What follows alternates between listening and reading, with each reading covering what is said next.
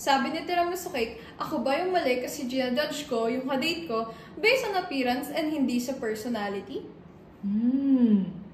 Sino ang tunay na may sala? Ako? Siya? O O baka ikaw? Dito lang sa Investigador! Ako ba yung mali? If mas nauuna kong tingnan yung looks ng guy pag nagde-date bago ko i-assess yung personality nila. I mean, minsan naman nagugustuhan ko yung personality. Pero kasi minsan kahit bet ko yung personality, pag hindi pogi, parang nga sa friend ko na lang sila kaagad nakikita. Takot na po kasi ako ma-fall sa mid. Kasi ilang beses na ako nilaro ng mga mid na guys. So para masaya for the plot, kung masasaktan lang rin naman sa dulo, bakit di na lang sa pogi magpasakit, diba?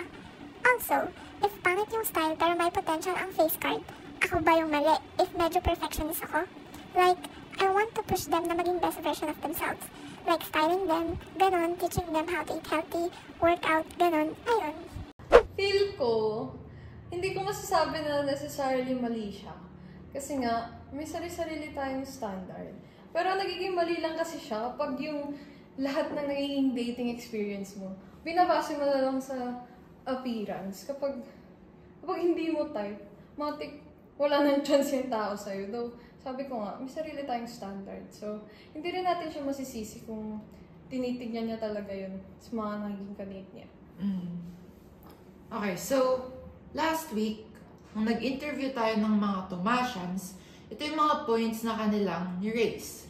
So, yung mga nagsabi na mali daw na nagbe-base sa appearance kaysa sa personality, ang sabi nila na rason ay, important daw muna na tingnan mo na ang personality over looks kasi sa appearance daw, mawawala naman siya through time. Agree ako dun. Kasi alam mo, ako, may experience ako dati. Ano to during pandemic, so syempre lockdown. Tapos, may nakilala ako through Discord. Nagkaroon kami ng continuous communication. Tapos for, let's say, 1 month, alam mo yun, communication parang situationship na. Tapos, nagustuhan ko siya, na-inlove ako, na hindi ko nakikita at all yung mukha niya. As in, wala. Kahit vid call, kahit, hindi ko nga alam yung Facebook niya. Parang, medyo nalugi nga ako doon. Nalugi nga. Pero alam mo, sabi ko nun, na-inlove naman ako sa personality niya. So, kung pogi man siya, di bonus na lang yun. After a while, binigay niya din yung Facebook niya sa wakas. Hindi ko nga siya. So, anong nangyari? Hindi ko siya type. Pero like I said, andyan na in love na ako sa personality niya. Ba't ko patitignan kung ano yung mukha niya, di ba? So, ayun, nag-jowa naman. So, nakatulong ba yung personality niya sa compared sa mga other past relationships mo? Mas nakatulong ba yun sa longevity? Hindi. Hindi. May ibang naman, may naging ibang issue naman, but hindi kami gano'n nagtagal. Pero, ayun nga, based sa dinidiscuss natin ngayon, I think for me, it's really possible na magkagusto as a person based on personality lang. Personally then, I think valid naman yung method ng ating si Tiramisu Cake na mag-judge muna based sa appearance kasi nga importante yung attraction first and foremost. Pero before ko sabihin yung rason ko kung bakit, try ko muna basahin yung mga sinabi ng Tomasians sa ating in-interview kung bakit mali na appearance versus personality. So, ito yung sinabi na isa. Don't judge a book by its cover kasi baka maganda naman pero pangit pala yung ugali. Then yung next point na sinabi, appearance is short-term, personality is a long-term, and yung panghabang buhay. Yung appearance, pwedeng ayusin. Nararatawa naman yan. Interesting. Okay. So, di ba nasabi ko kanina na importante din, valid na nag-judge muna siya sa appearance before personality. Well, i-compare na natin sa arts kasi nga artist tayo.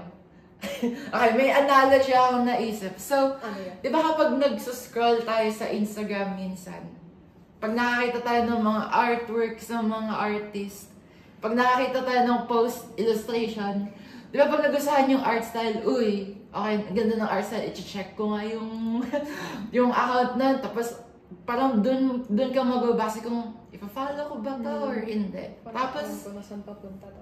yeah, parang, kumbaga, appearance, I mean, pag sa tao-wise,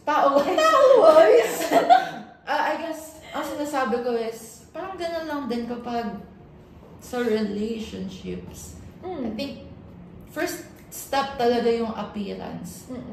And, hindi naman titigil doon. Siyempre, i-judge mo pa rin yung compatibility ninyo and yung personality niya the more you get to know them. Pero yung first initial parang judgment mo, walang problemang mag-base mo na sa appearance. Kasi kung hindi mo type, hindi parang... Kaya nga, para sa akin, hindi ko rin masabi na mali siya eh. Kasi depende naman talaga sa atin yan. Kasi, alam mo yun, aminado din naman ako na may type ako. Pero, parang yung type kasi, nagiging useful lang sa akin siya kapag, yun nga, yung first glance sa tao. Tapos kapag nakilala ko na or what, walang substance, napaka-boring. Ano gagawin ko sa pogi mo? Ang gagawin ko sa mukha mo? Hindi ko siya, parang, hindi ko man siya makausap. So, ano yun, tititigan na lang ito. Yung gano'n. So, ano talaga ako heavy on personality kasi ako. At least kahit sa initial stage lang muna. Oo, as in yung, alam mo yun, yung unang tingin mo lang talaga sa tao. Yun lang. Doon ko lang talaga na-apply yung, matter ng, yung worth ng appearance. Pero, ayun nga, like, sinabi ng mga kapwa Tomasians natin, sa una lang yan.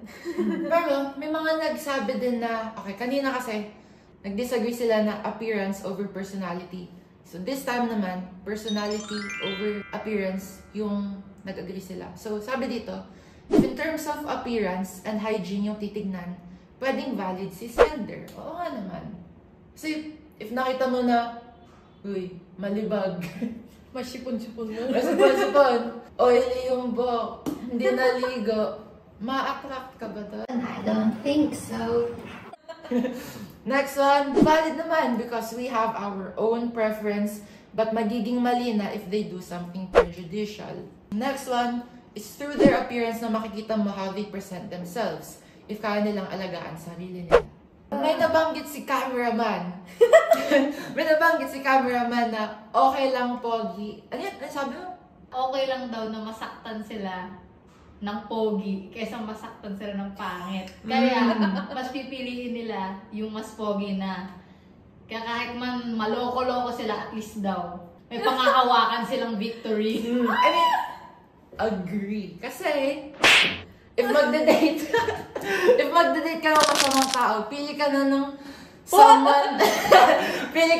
someone, na naka-max yung stats appearance-wise para, you know, at least parang experience. Bakit na yan? Okay.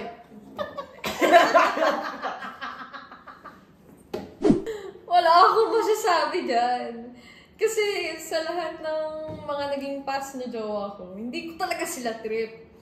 As in, wholeheartedly ko masasabi na pangit sila.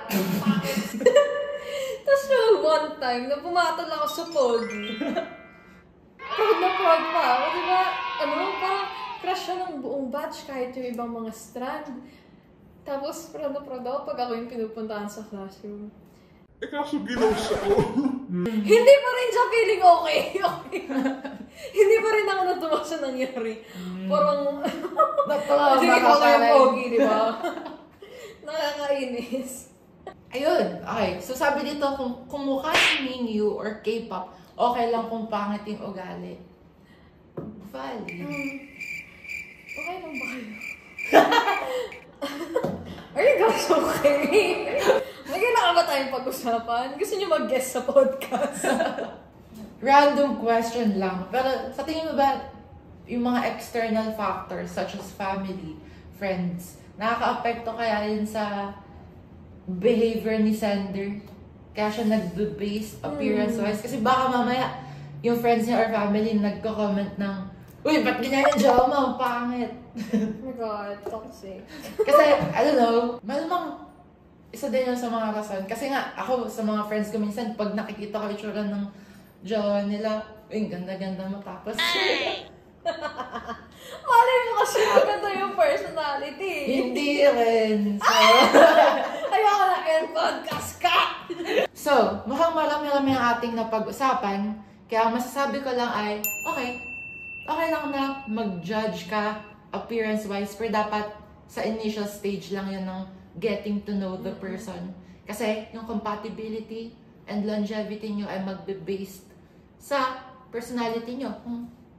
Trip niya isa't isa. Pero ayun nga, para sa akin, wala akong masasabi na kung nag-agree ba ako sa kanya o hindi. Kasi, like I said, na ilang beses ko na sinabi, may sarili-sarili naman tayong standard. Kung gusto niya i-keep yung standard na yun, edi okay, go. Kasi, ano talaga siya opinion-based yung sinend ni sender. So, wala akong comment for that. Basta sasabihin ko, hindi siya necessarily mali. Magiging mali lang yun kapag sa lahat ng tao is tinitignan mo na lang yung itsura nila. So, sa ating mga viewers, ano naman masasabi niyo sa entry natin for today? Valid ba si tiramisu cake or hindi? And ano ang hatol para kay tiramisu cake? Comment down below. And sabihin niyo kung na-enjoy niyo yung episode. Kasi first episode namin. First episode! Clap. So, don't forget to share, like, subscribe for more Investigaro episodes. Follow us on social media. Nasa, saan tayo? TikTok, IG, and Facebook. Yay. And that's it for today. Mali, ako si Hans. At ikaw naman si... Owi na lang. Dito lang sa... Investigaro!